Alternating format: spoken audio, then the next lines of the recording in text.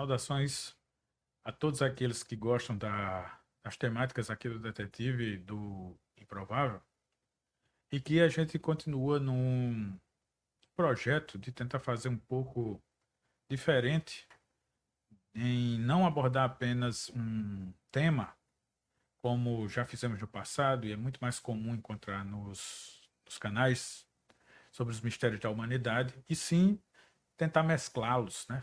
Puxar um pouco todo esse conhecimento do realismo fantástico e trazer para vocês uma nova opinião que provoque as suas próprias conclusões. Então vamos a esse vídeo de hoje que envolve muitas coisas do passado remoto e que geralmente é o tema que vocês mais gostam. Vamos ver.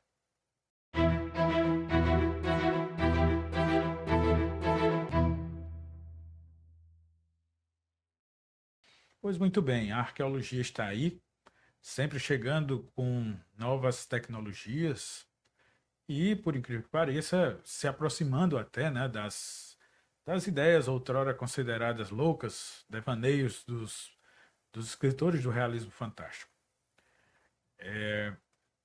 A arqueologia está nos mostrando como o passado da Terra é extremamente mais longo e curioso do que a gente pensava algumas décadas atrás. E é nessa arqueologia que nós terminamos sim por confiar e em nos trazer as respostas ou as provas das nossas afirmações. Há um passado realmente curiosíssimo e que está ali registrado, mas ainda a ciência não consegue juntar as peças. E que por isso, pela exigência do método científico, é fácil, é compreensível, é correto, ela não vira um fato científico. Então, resta-nos explorar com toda a liberdade que a intuição e o pensamento humano possui e que é aproveitado entre os estudos aqui do realismo fantástico. Pois bem, uma dessas marcas desse passado que a arqueologia nos traz é justamente a fossilização de pegadas. Destacamos então uma pegada entre tantas outras já encontradas e que fica na região de Antelope Springs, nos Estados Unidos.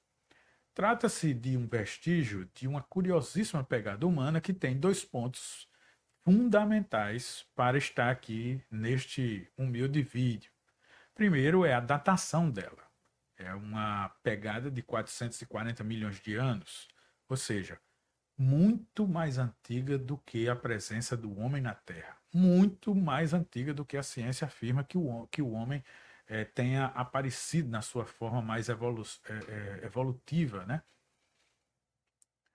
Então, essa pegada por si só, a datação dela de como a rocha que a formou, fossilizada, por si só já é um grande desafio.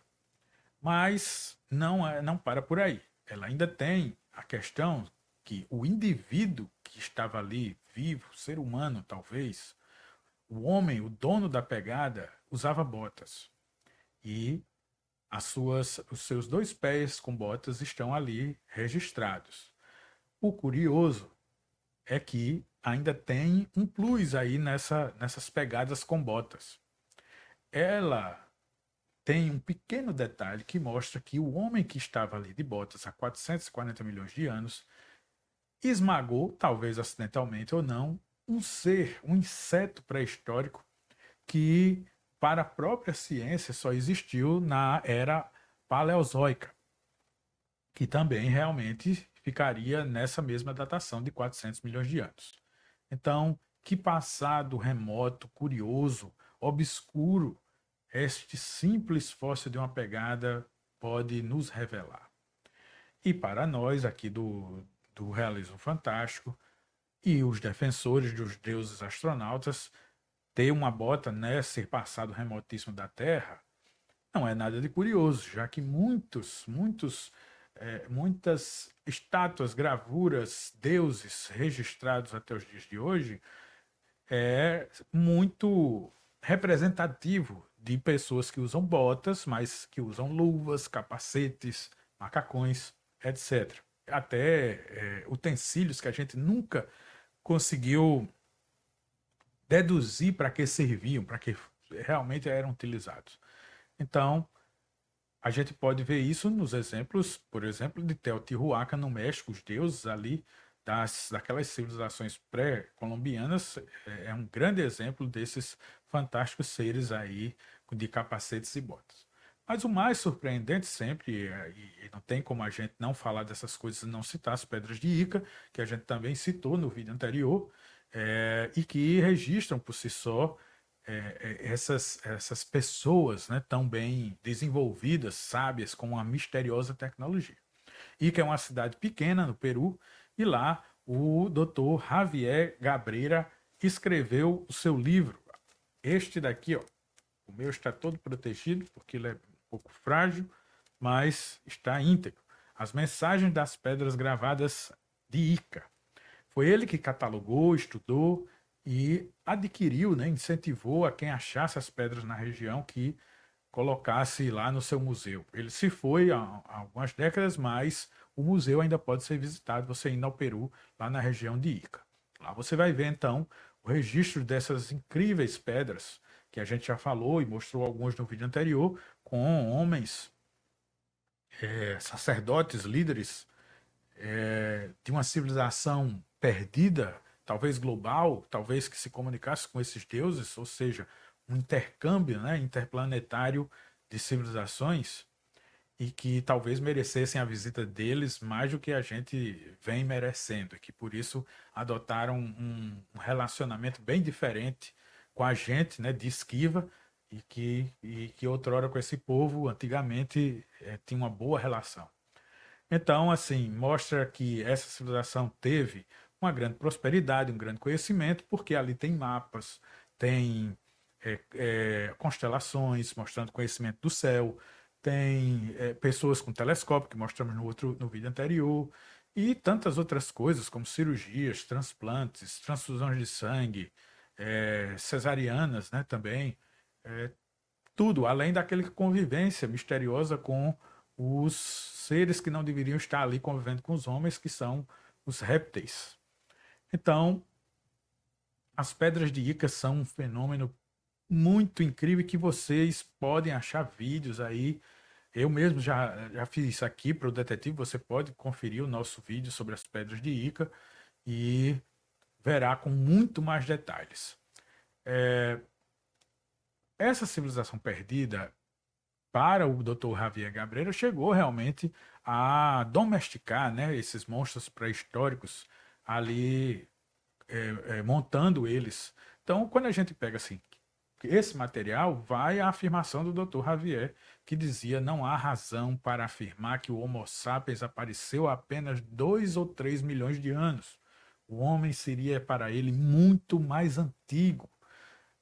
A civilização já conheceu alguns ápices e decadências colossais, né, de grandes destruições globais que fizeram a nossa civilização ter um reboot, ou seja, reiniciar, e talvez isso seja um ciclo planetário, na qual os seres vivos que habitem a ele estejam sempre submetidos no eterno recomeço. Então, a gente pode pegar todas essas relações que são feitas com os deuses astronautas e estudar algumas constelações retratadas nessas artes rupestres, nos petróglifos, desses homens, entre aspas, ignorantes da pré-história, e ver que alguns desses deuses vêm de regiões ainda, assim, hoje mais conhecidas, como, por exemplo, a constelação das Pleiades, né? A constelação de Órion. Mas vamos pegar, por exemplo, aqui a constelação das Pleiades, pela questão de ser uma constelação muito interessante, e por isso talvez registrada no calendário mesopotâmico. Ela mostra claramente que essas 7 estrelas, chamadas 7 irmãs, até a Grécia mesmo, é, está lá nesse calendário mesopotâmico, com até um indivíduo que parece alguém numa espaçonave esférica, né?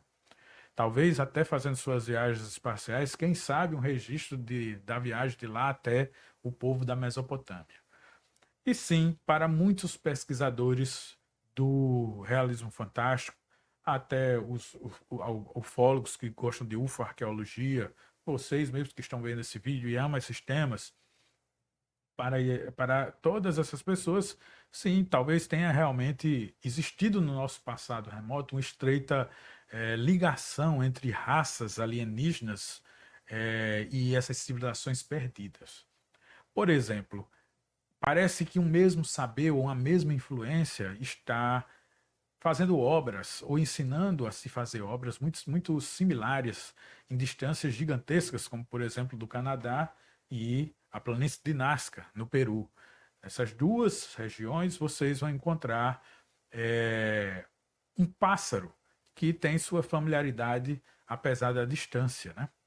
Então, enquanto a de Nazca fica num deserto extremamente seco, o pássaro do Canadá ele na verdade marcado, né, pela água de um terreno muito pantanoso.